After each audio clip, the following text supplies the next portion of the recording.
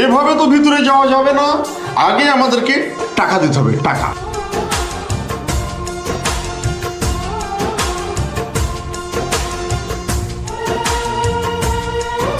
আমি তো এসে বসতে গেছিলাম, আমার সব আমার উপর এসে পড়ছে। তুই বৌমাকে এইভাবে ধাক্কা দিয়ে ফেলে দিয়েছিস?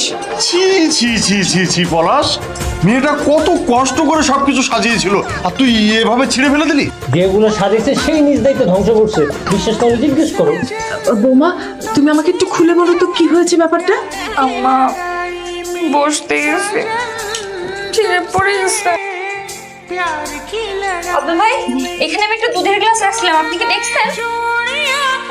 দুধের রঙ এরকম কালো কেন? এটা দুধ না তো, এটা কোক।